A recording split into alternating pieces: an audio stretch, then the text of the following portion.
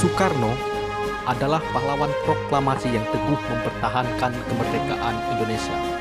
Sosok Soekarno sangat dikenal sebagai orang yang mencetus Pancasila sebagai dasar negara Republik Indonesia. Soekarno bahkan memiliki ingatan fotografik dan menguasai 10 bahasa asing. Luar biasa sekali, bukan?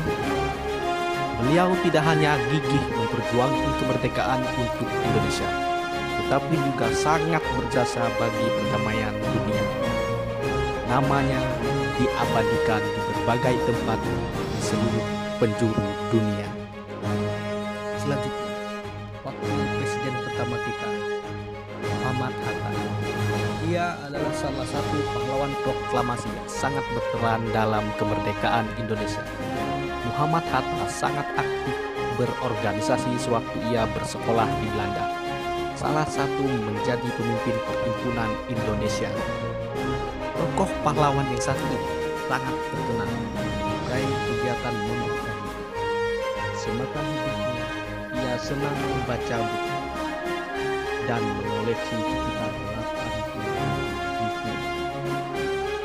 Tokoh Sutomo atau lebih dikenal dengan Dr. Sutomo adalah salah satu sosok yang berperan besar dalam pertumpahan darah Surabaya pada tanggal 10 November 1945. Beliau adalah sosok atau tokoh pendiri organisasi Budi Utomo yang merupakan organisasi pergerakan pertama di Indonesia.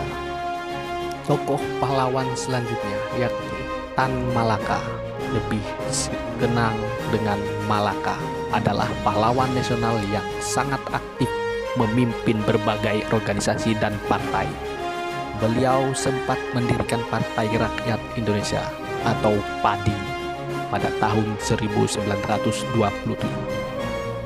Musyawarah Rakyat Indonesia atau MURBA tahun 1948 dan mengajar di Cina tahun 1936. Organisasi Indisch Social Democratic Front yang berubah menjadi Partai Komunis India. Pahlawan selanjutnya Sultan Syahrir merupakan menteri pertama negara Indonesia yang banyak melakukan keperjuangan bawah tanah saat Jepang melakukan pendudukan di NKRI. Beliau melakukan penyegelan pesawat radio. Ketika Indonesia merdeka, tokoh pahlawan nasional ini juga diangkat menjadi penasihat Soekarno dan menjadi duta besar keliling. Sebagai tokoh pendidikan, tentunya nama Ki Hajar Dewantara tidak boleh dilewatkan.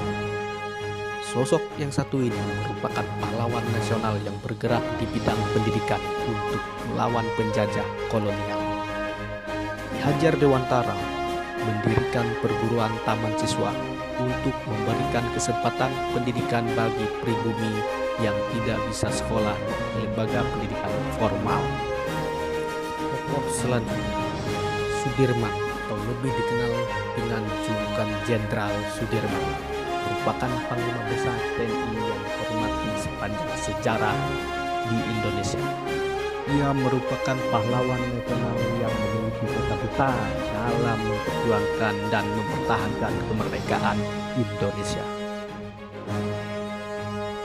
Ketika zaman penjajahan Jepang, Jenderal Sudirman bergabung dengan pasukan pembela tanah air atau PETA di Bogor. Saat kemerdekaan Indonesia, Sudirman beserta pasukannya berhasil merebut senjata dari pasukan Jepang di Banyumas pada tanggal 18 Desember 1945. Sudirman resmi diangkat menjadi Panglima Besar Tentara Keamanan Rakyat atau TKR. Selanjutnya Muhammad Natsir dikenal sebagai tokoh pahlawan Indonesia yang paling sederhana. Diangkat menjadi Perdana Menteri oleh Presiden Soekarno pada tahun 1950. Tokoh ini merupakan aktivis dan pemikir Islam yang aktif di organisasi Masyumi atau Majelis Syuro Muslimin Indonesia. Selanjutnya Agus Salim adalah tokoh pahlawan nasional yang hidup dalam kesederhanaan. Beliau sempat menjabat sebagai diplomat setelah Indonesia merdeka dan berperan penting dalam memperjuangkan kemerdekaan Indonesia secara de jure layak internasional.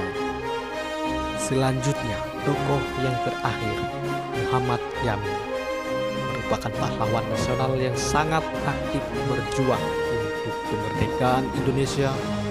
Beliau juga terlibat sebagai salah satu tokoh yang merumuskan Sumpah Pemuda pada tanggal 8 Oktober 1928.